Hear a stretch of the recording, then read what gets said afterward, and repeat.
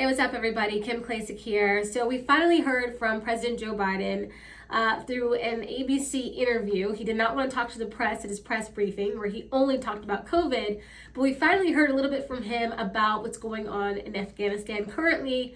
But I have to tell you, even after hearing the interview, and I actually watched it twice because I thought, maybe I'm missing something here, but he didn't really give us any kind of answers on what was going on and what he plans to do. I think right now the person to listen to is the National Security Advisor, James Sullivan, because it sounds like he at least knows what the plan is in the next coming weeks. But President Joe Biden, there were so many instances where I thought, he really doesn't know what's going on in the Middle East.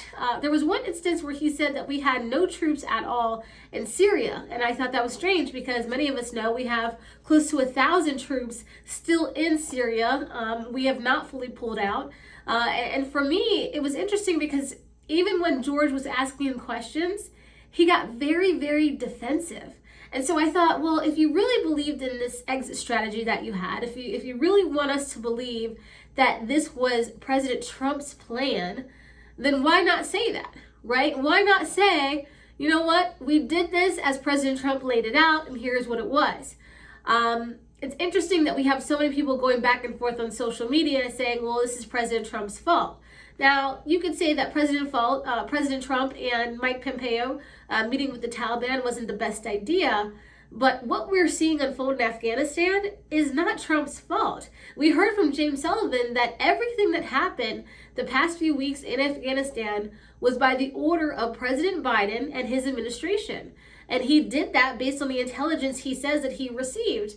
Now, he is admitting the fact that he said no matter what they would have done, no matter how they would have pulled out, it was going to be chaos, right? But if you recall, that isn't what he said originally. And so I saved this little clip for you because if you also recall, he even said that the Taliban taking over in the city of Kabul just could not happen. And so I wanted to play you this clip real quick. Check it out.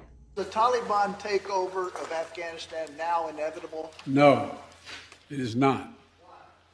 Because you have the Afghan troops have 300,000 well equipped as any army in the world, and an air force against something like 75,000 Taliban. It is not inevitable. So there he's saying that it could not possibly happen, and he was very sure of himself. Nor did he mention that any chaos was going to ensue, nor did he mention that 15,000 Americans, we now know 15,000 Americans have been stranded and are still in Afghanistan. And according to our press secretary, Jen Psaki, we do not have a plan to get those Americans out, meaning that they will be there as the Taliban completely takes control. And they will be under Sharia law, and they could possibly be killed. I think this is very interesting to even say in the least bit, right? Because there is no way possible that this was President Trump's plan as pulling out of Afghanistan. No way possible that anyone even planned this out accordingly. It almost looks as though there was no plan. They just said, you know what, pack it up, let's go. We heard from some people where they were told that everyone was supposed to be out by August 7th.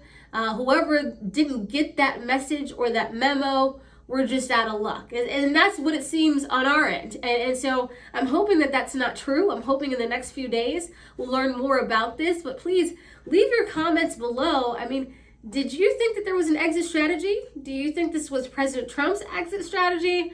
Or do you think this is just how President Biden has handled, well, basically the southern border?